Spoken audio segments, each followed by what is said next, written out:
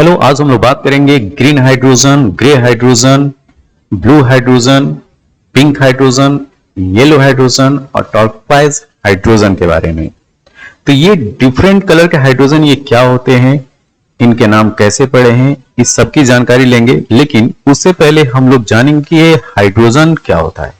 तो हाइड्रोजन की information start करते हैं।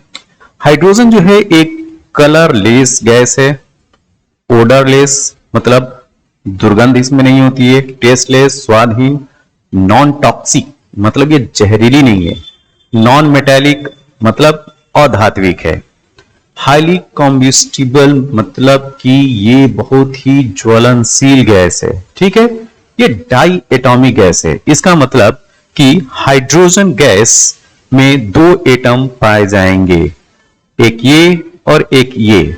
और इसका जो लिखने का तरीका होता है ये होता है H2। किस तरीके से लिखेंगे? H2। तो हाइड्रोजन गैस मॉलिक्यूल में दो एटम हाइड्रोजन के जुड़ के H2 बनाते हैं। इनका जो बॉन्ड होता है वो होता है कोवैलेंट बॉन्ड। कौन सा बॉन्ड? Covalent bond. ठीक है, कोवैलेंट बॉन्ड से ये जुड़े रहते हैं।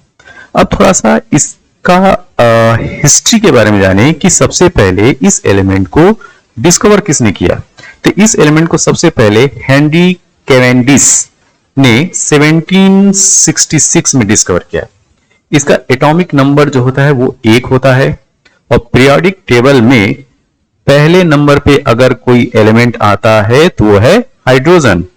और एक सबसे इंपॉर्टेंट बात यह है कि पूरे ब्रह्मांड में सबसे ज्यादा पाया जाने जो एलिमेंट है वो है hydrogen. Most abundant chemical structure in the universe.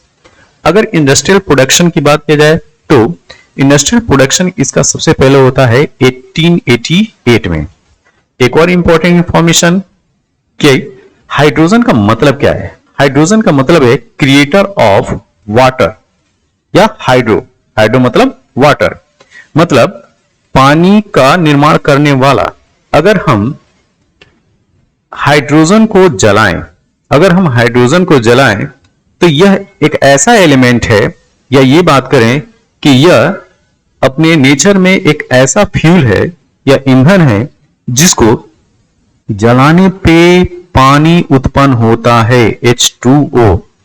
ठीक, यही एक ऐसा एलिमेंट है या फ्यूल है, ईंधन है जिसको जलाने पे वाटर उत्पन्न होता है। ये है यूनिक प्रॉपर्टी। अभी जो प्रीवियस स्लाइड थी उसमें आप लोगों ने देखा कि मैंने green hydrogen, grey hydrogen, blue hydrogen, pink hydrogen, yellow hydrogen, turquoise hydrogen, in different colour की मैंने बात किया हाइड्रोजन को लेके। लेकिन यहां पे मैंने बोला कि ये तो यार कलरलेस है, इसका मतलब कि क्या बात ये झूठ है? जी नहीं।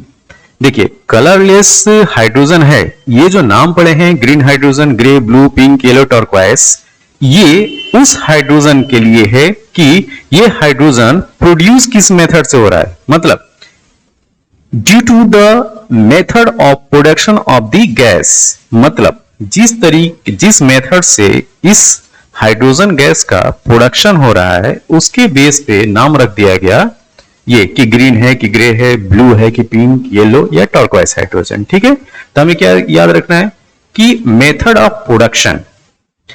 ऑफ प्रोडक्शन के नाम पे ये नाम रखेंगे, ना कि हाइड्रोजन गैस जो है वो कलरफुल हो गई। ठीक, हाइड्रोजन गैस इन मेथड से जो मिलेगी वो भी जो है कलरलेस ही होगी, उसमें भी कोई कलर नहीं होगा, रंगहीन ही होगी। ठीक है, तब हम बात करेंगे एक एक जो है ये green hydrogen, grey hydrogen, blue hydrogen, pink, yellow, turquoise के बारे में। ठीक है, तो पहले हम लोग लेंगे ग्रीन हाइड्रोजन। ग्रीन हाइड्रोजन, जब हम हाइड्रोजन का प्रोडक्शन इलेक्ट्रोलाइसिस मेथड का इस्तेमाल करें, और इलेक्ट्रोलाइसिस अगर मेथड आप इस्तेमाल कर रहे हो तो एनर्जी की जरूरत पड़ेगी। किसकी? एनर्जी की जरूरत पड़ेगी। जब एनर्जी की रिक्वायरमेंट जो है वो renewable source like wind, water या हाइड्रो, ठीक, हाइड्रो भी बोलते हैं इसको, हाइड्रो या सोलर एनर्जी का इस्तेमाल हो, ठीक, किसके लिए? इलेक्ट्रोलाइसिस प्रोसेस के लिए। और उससे जो है अगर हाइड्रोजन प्रोड्यूस हो रही है तो इस तरीके से प्रोड्यूस हाइड्रोजन को हम लोग ग्रीन हाइड्रोजन बोलेंगे, ठीक। तो इसमें याद रखने वाली बात क्या है? इसमें याद रखने वाली बात यह है कि इसमें जो सोर्स ऑफ एनर्जी होगा वो रिन्यूएबल सोर्स होगा, नवीकरणीय ऊर्जा के साधन इस्तेमाल होने चाहिए इलेक्ट्रोलाइसिस प्रोसेस में। और इससे जो प्रोड्यूस होगी हाइड्रोजन वो कहलाएगी ग्रीन हाइड्रोजन, ठीक है। और रिन्यूएबल सोर्स ऑफ एनर्जी है, विंड से ले लीजिए या वाटर से लीजिए, चाहे सोलर एनर्जी का इस्तेमाल कीजिए। अब हम नेक्स्ट हाइड्रोजन की बात करें, ब्लू हाइड्रोजन। ब्लू हाइड्रोजन क्या है? ब्लू हाइड्रोजन में क्या है कि इसमें नेचुरल गैस, देखिए इसमें क्या है कि नेचुरल गैस को जो है वो हॉट स्टीम से रिएक्शन कराएंगे, ठीक। हॉट स्टीम मतलब भाप से, ठीक है, हॉट स्टीम से रिएक्शन कराए। और एक चीज ध्यान रखना है कि नेचुरल गैस में स्पेशली मेनली जो गैस होती है वो होती है CH4। जब इसका रिएक्शन होता है तो इसका जो बाई प्रोडक्ट बन के आता है वो है हाइड्रोजन और कार्बन ये कार्बन डाइऑक्साइड ना होके ये होगा कार्बन मोनोऑक्साइड। तो इसको हम क्या करते हैं, मिटा देते हैं, ठीक। इरेजर ले लें, इरेजर, ठीक है, इरेजर से हमने इसको कार्बन मोनोऑक्साइड बना दिया, ठीक। फिर हम पेन ले लेते हैं, ओके। अब यहां पे हाइड्रोजन और कार्बन मोनोऑक्साइड प्रोड्यूस होती है। अब ये जो मिक्सर है हाइड्रोजन और कार्बन मोनोऑक्साइड का, इसमें फर्दर हम रिएक्शन कराएंगे किसका? स्टीम या पानी का, ठीक। अब इसमें होगा क्या है? वाटर का फॉर्मूला क्या है? H2O। इसमें एक ऑक्सीजन है, ये ऑक्सीजन जो है इस कार्बन मोनोऑक्साइड के साथ रिएक्शन करके बना लेगी कार्बन डाइऑक्साइड। अब जब इस H2O से ऑक्सीजन निकल गया, जो ऑक्सीजन जो है कार्बन मोनोऑक्साइड से रिएक्शन कर लिया, अब यहां पे बचा क्या? हाइड्रोजन। यहां भी हाइड्रोजन, यहां भी हाइड्रोजन। अब यहां से होता क्या है कि यहां से जो है आपको सरप्लस अमाउंट में हाइड्रोजन मिल जाता है, ठीक। तो चलो हाइड्रोजन तो मिल गया। अब ये जो हाइड्रोजन मिला इसको हम लोग इसी हाइड्रोजन को क्या बोलेंगे? Blue hydrogen. क्या बोलेंगे? Blue hydrogen. अब देखिए, अब यहां पे एक समस्या ये है कि भाई हाइड्रोजन तो मिल गया लेकिन ये जो CO2 उत्पन्न हो रहा है, कार्बन डाइऑक्साइड, क्या आप इसको इन्वायरमेंट में ऐसे ही छोड़ दोगे? तो अगर आप इन्वायरमेंट में ऐसे ही पर्यावरण में छोड़ देंगे कार्बन डाइऑक्साइड को, तो कार्बन डाइऑक्साइड तो ग्लोबल वार्मिंग गैस है, तो ये तो पर्यावरण के लिए नुकसान पहुंचाएगी। तो यहां पे क्या करते हैं, इस कार्बन डाइऑक्साइड को कैप्चर करेंगे, ठीक, इसको कैप्चर करेंगे और इसको हार्ड रॉक के नीचे, चट्टानों के नीचे इसको स्टोर कर देंगे अंडरग्राउंड, ठीक है, स्टोर कर देंगे अंडरग्राउंड, जमीन के भीतर या चट्टानों के अंदर। तो ये CO2 भी जो है वो इन्वायरमेंट में आके पॉल्यूशन ही क्रिएट करेगा, हमको जो हाइड्रोजन भी मिल गई। तो ये जो प्रोसेस है, चूंकि कैप्चर और स्टोरेज मेथड अप्लाई करते हैं कार्बन डाइऑक्साइड के लिए, इस वजह से ये मेथड जो है वो कार्बन न्यूट्रल समझा जाता है। कार्बन न्यूट्रल मतलब कि इससे जो है कार्बन डाइऑक्साइड इन्वायरमेंट में नहीं आ पाती है। और इस प्रोसेस में जो हाइड्रोजन मिलेगी हमको, उसको हम लोग बोलेंगे blue hydrogen. Next, grey hydrogen क्या है?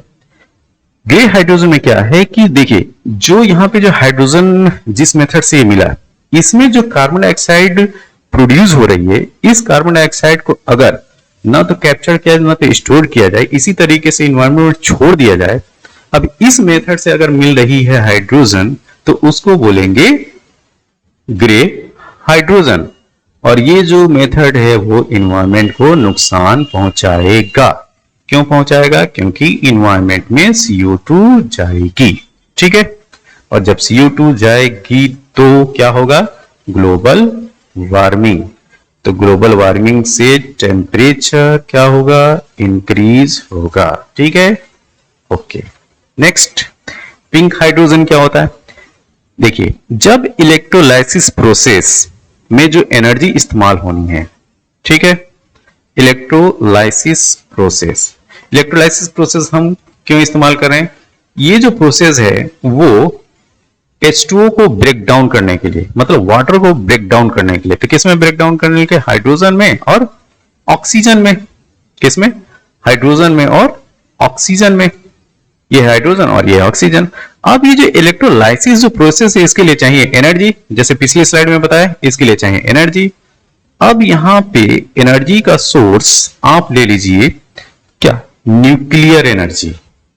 क्या? Nuclear energy. अगर इलेक्ट्रोलाइसिस प्रोसेस में न्यूक्लियर एनर्जी का इस्तेमाल हो रहा है और उससे जो हाइड्रोजन प्रोड्यूस होगी उसको हम लोग बोलेंगे पिंक हाइड्रोजन। पिंक हाइड्रोजन, ठीक है। अब यहां तो न्यूक्लियर एनर्जी का इस्तेमाल हो रहा है, तो कार्बन डाइऑक्साइड इस तरीके से हार्मफुल गैस तो नहीं निकलेगी, लेकिन न्यूक्लियर एनर्जी से जो रेडियो एक्टिव एलिमेंट जो इस्तेमाल होते हैं उसका जो रेडियो एक्टिव वेस्ट है वो निकलेगा। तो रेडियो एक्टिव वेस्ट अगर इन्वायरमेंट में जाएगा तो वो कैंसर कॉजिंग इफेक्ट प्रोड्यूस करेगा, जो कि हार्मफुल होगा अदर स्पीसीज के लिए, लिविंग ऑर्गेनिज्म के लिए। तो इसका नुकसान मात्र ये है, ठीक है। Next, yellow hydrogen.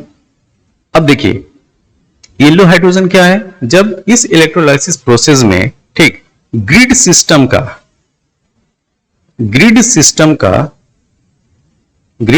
की एनर्जी इस्तेमाल हो, तो ग्रिड सिस्टम या तो सोलर ग्रिड हो, ठीक, या तो थर्मल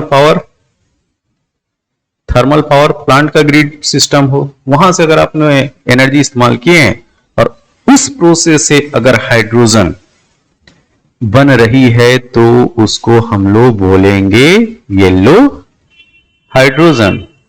क्या बोलेंगे? Yellow hydrogen. इसमें क्या है? एनर्जी जो है वो ग्रिड सिस्टम से आनी है, ठीक है। Next, turquoise hydrogen. ये जो टर्क्वाइज है, टर्क्वाइज का मतलब हिंदी में होता है फिरोजी कलर, ठीक है, फिरोजी कलर। अब इसमें क्या होगा? इसमें हम मेथड जो इस्तेमाल करते हैं वो होता है पायरोलाइसिस। तो पायरोलाइसिस किसका? मीथेन का। तो मीथेन का हमें जो है वो पायरोलाइसिस करना है। तो पायरोलाइसिस होता क्या है? पायरोलाइसिस वो प्रोसेस होती है जिसमें बहुत ही हाई टेम्परेचर पे हम कंबशन करें, ठीक। तो इसमें क्या होगा कि हाई टेम्परेचर पे अगर कोई लार्ज मॉलिक्यूल ब्रेक डाउन होता है तो उसको बोलते हैं पायरोलाइसिस, ठीक। तो इसमें होगा क्या? अगर CH4 ये लिया गया है इस मॉलिक्यूल को और इसकी पायरोलाइसिस की जा रही है, हाई टेम्परेचर पर ब्रेक डाउन किया जा रहा है, तोड़ा जा रहा है, तो यहां से बनेगा क्या? यहां से बनेगा कार्बन और हाइड्रोजन। कार्बन और हाइड्रोजन, चलो कार्बन अलग हो गया, हाइड्रोजन अलग हो गया। अब इस प्रोसेस से ये जो हाइड्रोजन मिली इसी को बोलेंगे टर्क्वाइज।